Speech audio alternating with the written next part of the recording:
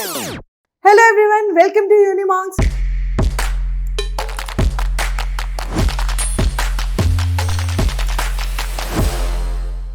बच्चों CUET 2024 is approaching very fast. आपके पास time बहुत ही कम बचता जा रहा है, महीने दर महीने बीतते जा रहे हैं।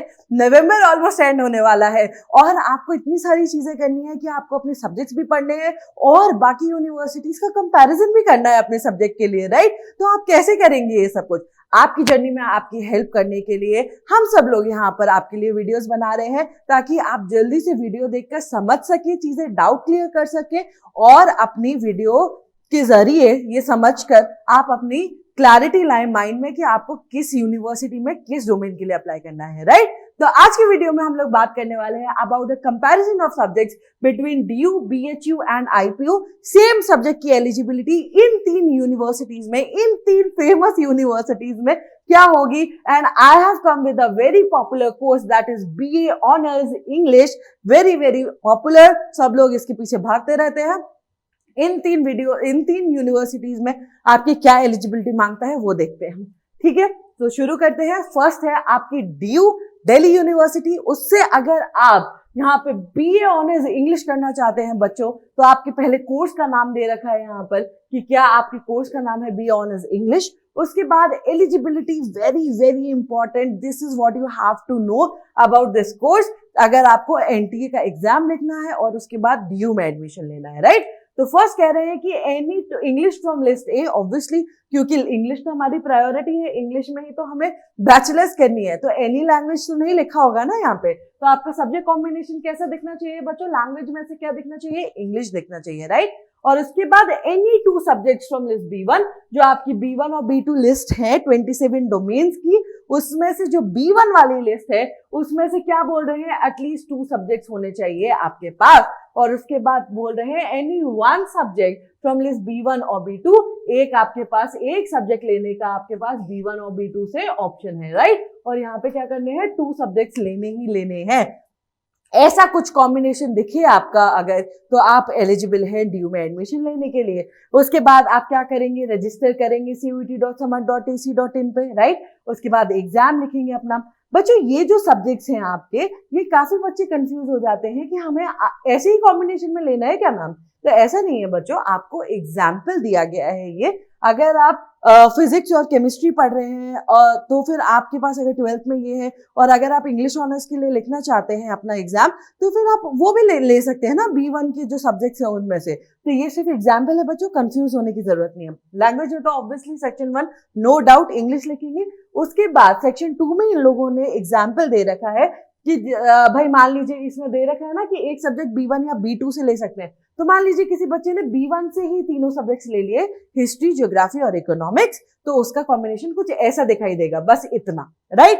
और अगर आप कोई एक ऑप्शन यहाँ से भी लेते हैं, क्या कहते हैं, सेकंड B2 की लिस्ट के, ये वाले सब्जेक्ट जो है ना वो B2 के हैं और ये वाले सब्जेक्ट्स हैं वो B1 के हैं, राइट? तो B2 से अगर आप कोई भी लेते हैं तो आप इनमें से 2 कोई भी चूज कर सकते हैं, हिस्ट्री ज्योग्राफी या फिर ज्योग्राफी इकोनॉमिक्स या फिर हिस्ट्री और इकोनॉमिक्स। तो आप एक कोई भी ले सकते हैं, परफॉर्मिंग आर्ट्स या फिर एग्रीकल्चर, और भी होते हैं, एंटरप्रेन्योरशिप, योगा, कुछ भी ले सकते हैं आप, राइट? उसके बाद आप स्कोर करेंगे। स्कोर करने के बाद ये जो आपके सब्जेक्ट कॉम्बिनेशंस हैं बच्चों ग्रीन में, ये आपके वो सब्जेक्ट कॉम्बिनेशंस हैं जो आपको बता रहे हैं कि ऐसे सब्जेक्ट अगर आपका दिखेगा तभी वैलिड होगा, नहीं तो इन वालों में कुछ ना कुछ गलती है, राइट? कंसीडर ही नहीं किए जाएंगे ये वाले सब्जेक्ट अगर आपका ऐसा कॉम्बिनेशन दिखेगा तो। इसमें सही है, लैंग्वेज है हमारा इंग्लिश, उसके बाद तीनों सब्जेक्ट B1 के, इसके बाद इसमें एक लैंग्वेज है हमारा, एक ये दोनों B1 के सब्जेक्ट्स और ये B2 का सब्जेक्ट। वेल एंड गुड, इसमें भी B1 के सब्जेक्ट्स, B2 के सब्जेक्ट, इंग्लिश तो सब में सेम है।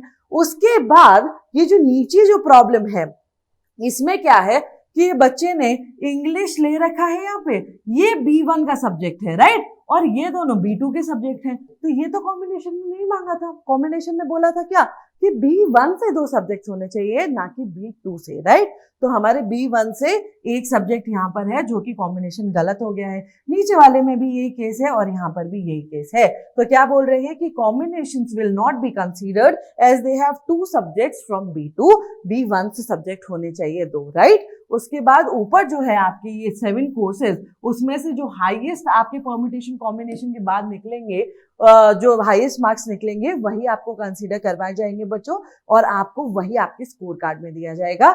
ये था प्रोसेस पूरा डीयू में इंग्लिश के ऑनर्स में आपको एडमिशन लेने का। उसके बाद हम आ जाते हैं बीएचयू पे।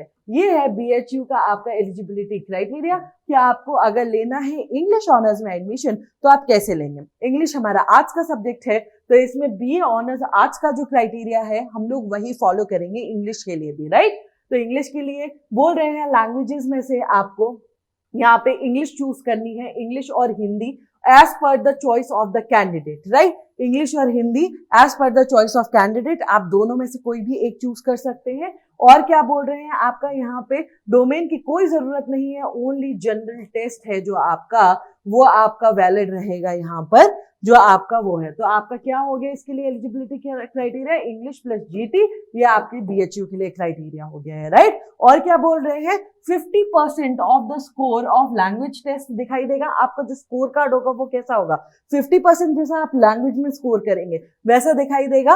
And scores of general test, तो फाइनल स्कोर मेरिट कैसे दिखाई देगा, 50% ऑफ स्कोर ऑफ लैंग्वेज टेस्ट एंड स्कोर्स ऑफ जनरल टेस्ट, बाकी 50%, राइट। तो ऐसे आपका कुछ स्कोर डिसाइड होगा। कंपैरेटिवली इजी है ना, डीयू से कंपैरेटिवली इजी है ना बीएचयू का कॉम्बिनेशन।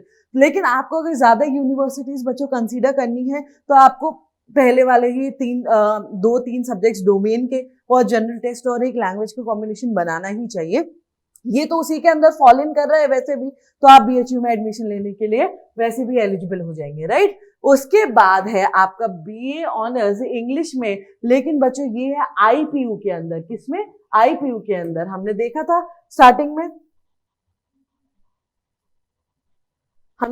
स्टार्टिंग में कि आईपीयू के अंदर हमें क्या देखना है। तो हमारा डीयू हो गया है, हमारा बीएचयू हो गया है, और अब हम आईपीयू के अंदर देखेंगे कि इसके लिए क्या क्राइटेरिया मांग रहे हैं। आईपीयू के अंदर भी कह रहे हैं कि भाई 1A से आप इंग्लिश चूज कर लीजिए, और क्या करेंगे, जनरल टेस्ट आप अगर सेक्शन 3 से करेंगे तो आपका एडमिशन हो जाएगा। तो बीएचयू और आईपीयू का मोर और लेस सेम है क्राइटेरिया, राइट। और क्या डिमांड कर रहे हैं आईपीयू से कि candidates with an aggregate of 50% marks in 10+2 level of examination from a recognised state और सेंट्रल बोर्ड, सेंट्रल और state boards like CBSE, ICSE and state boards.